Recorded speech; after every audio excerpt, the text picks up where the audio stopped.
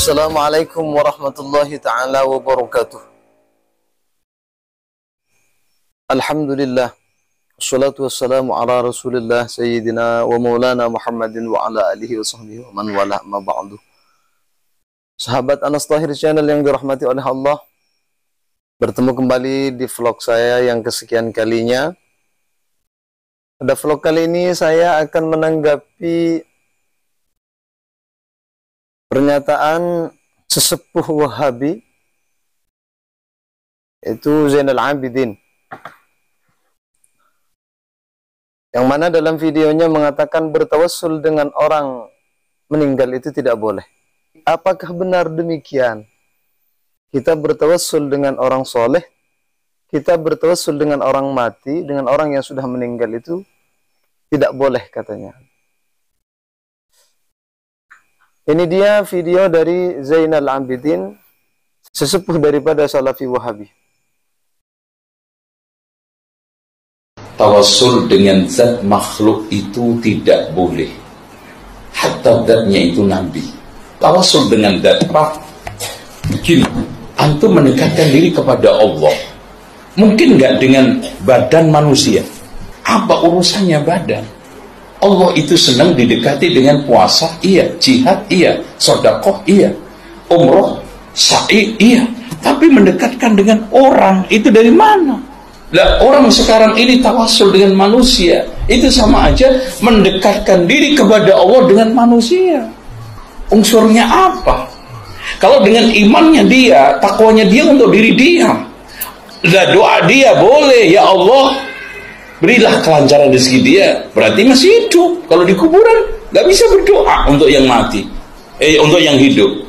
Kalau ada orang yang mati bisa berdoa untuk orang yang hidup, Pak, maka orang yang mati itu bisa berdoa untuk dirinya sendiri. Boleh nggak? Pasti lebih boleh. Artinya gini, logika yang kita ingin bangun.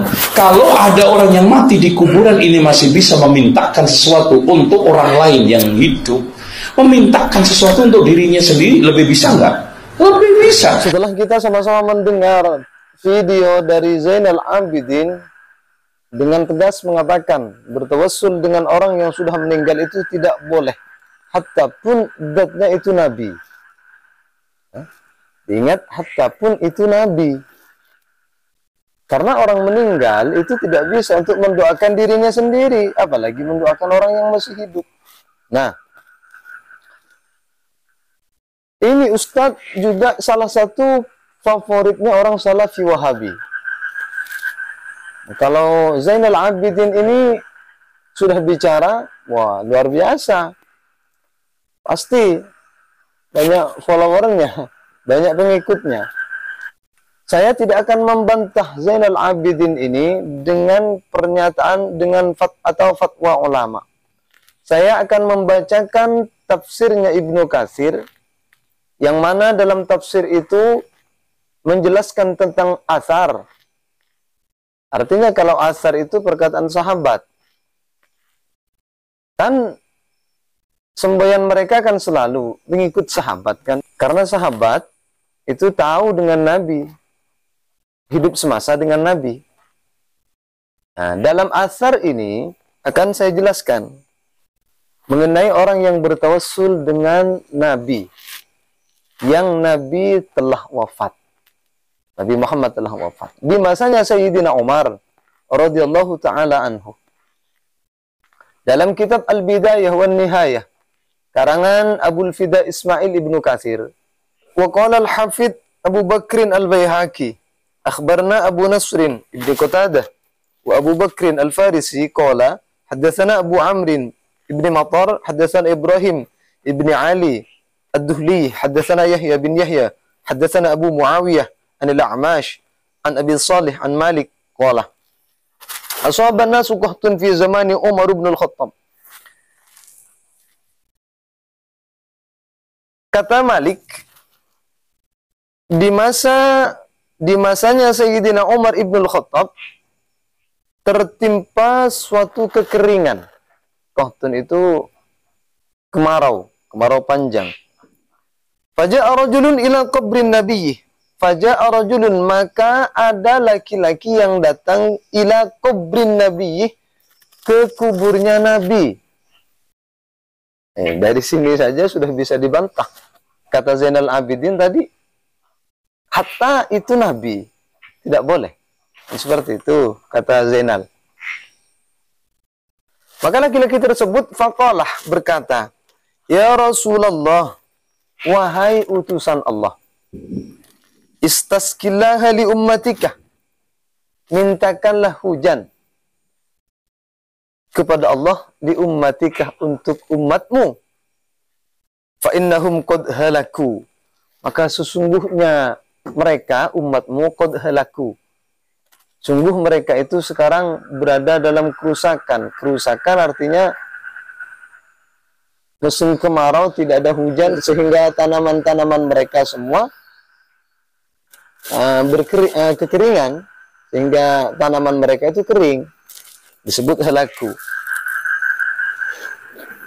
Maka kemudian fa'atahu Rasulullah sallallahu alaihi wasallam fil manami. Fa'atahu Rasulullah, maka kemudian Rasulullah datang kepada laki-laki tersebut fil manami, di dalam tidurnya. Faqalah, maka Nabi berkata, I'ti Umarah fa'akrihu minni salam wa akhbirhu annakum musqawna wa kullahu alaikal kaisal kaisah. Kata Nabi kepada laki-laki tersebut, datanglah kamu kepada Umar, fa'akrihu minni salam, sampaikan salamku kepadanya, bahwa mereka akan segera diberi hujan. Ya tentu Allah yang akan menurunkan hujan. Wa kullahul kaisal kaisah, dan katakan kepada Umar, kata Nabi, alaikal kaisal kaisah, bersikaplah bijaksana, gitu. Bersikaplah bijaksana, gitu. Artinya Umar diperintahkan untuk bersikap bijaksana, minta kepada Allah atau bagaimana. Yang jelas harus bijaksana menghadapi situasi yang telah ditimpa oleh masyarakatnya, oleh rakyatnya. Fa'atar rajuluh fa'akhbir Umar faqala ya Rabbi ma alu illa ma ajaztu anhu. Maka kemudian laki-laki tersebut datang kepada Sayyidina Umar. Ya Umar, aku bermimpi Rasulullah datang kepadaku bahwa Allah akan menurunkan hujan. Dan Nabi berkata, bersikaplah bijaksana. Itu pesan Nabi kepadamu, hai Umar. Maka Umar berkata, ma'aluhu illa ma'ajaztu anhu. Maka Umar berkata, ya Rabbi, ma'alu illa ma'ajaztu anhu. Kata Sayyidina Umar, ya Rabb, wahai Tuhanku, aku telah melakukan semuanya terhadap rakyatku. Kemampuanku sudah aku kerahkan. Aku sudah berdoa. Aku sudah berusaha. Illa ma ajastu anhu, kecuali apa yang tidak aku mampu. Tentu Umar tidak bisa menurunkan hujan, kan begitu. Jadi Sayyidina Umar, illa ma ajastu, kecuali apa yang tidak aku mampu. Yang tidak saya mampu. Jadi di sini, narasi yang disampaikan oleh Zainal Abidin, sesepuh daripada Wahabi, yang mengatakan kalau bertawassul itu tidak boleh dengan orang mati, dengan orang yang sudah meninggal, ini terbantahkan, dengan asar ini terbantahkan. Kenapa? Karena di masanya Umar sendiri, di masanya Sayyidina Umar sendiri, ada ternyata laki-laki yang mendatangi kuburan Nabi. Dan laki-laki itu bertawassul kepada Nabi, ya Rasulullah, istasqillah, mintalah hujan kepada Allah. Jadi bagaimana si Zainal Abidin ini? Baca kitab ini, baca asar ini apa tidak? Juga dalam Sahih Bukhari juga ada. Hanya saja Sayyidina Umar itu bertawassul dengan pamannya Nabi. Itu masih hidup. Dan sekarang hanya saja di sana bukan kepada Nabi, kepada pamannya Nabi, Sayyidina Abbas, bi'ammi nabiyika, Sayyidina Abbas. Kalau di sini sangat jelas, gamblang, bahwasanya yang bertawassul itu langsung kepada Nabi. Dan Nabi sudah wafat. Jadi untuk para salafi wahabi, pengikut salafi wahabi, ayo kita buka pikiran kita buka dada kita. Inikah ustadz yang kalian banggakan? Inikah ustadz yang kalian idam-idamkan? Inikah ustadz yang kalian ikuti selama ini? Ustadz kalian bertentangan dengan para sahabat Nabi. Mengenai asar ini, sanadnya bagaimana?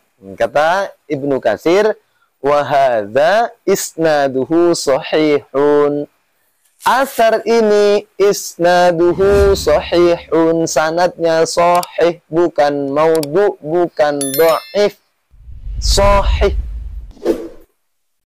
Dia pikir sendirilah. Pikir sendiri. Makanya saya selalu mengingatkan kepada para pengikut salafi wahabi agar membuka dada. Kenapa? Agar lebih leluasa, agar lebih luas dadanya untuk menerima dakwah daripada ustadz lain. Bandingkan narasi daripada apa yang telah disampaikan oleh ustadz kalian, kemudian bandingkan dengan ustadz-ustadz lain dari NU, ya dari Ahlus Sunnah wal Jamaah lah. Bandingkan narasinya, bandingkan narasi yang disampaikan, mana yang mendekati kebenaran, yang berdasarkan fakta. Saya tidak mengarang-arang. Ini ada kitabnya, dalam kitab Bidayah wan Nihayah karangan Ibnu Katsir, ada asar yang sanadnya sahih. Seperti inilah bunyinya.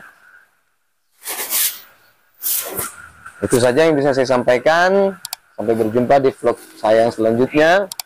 Dan saya akan senantiasa, insya Allah akan senantiasa untuk membantah, menanggapi para salafi wahabi yang bermunculan di YouTube atau dimanapun itu. Akhirnya dari saya, akhiran wal afu minkum, wassalamualaikum warahmatullahi wabarakatuh.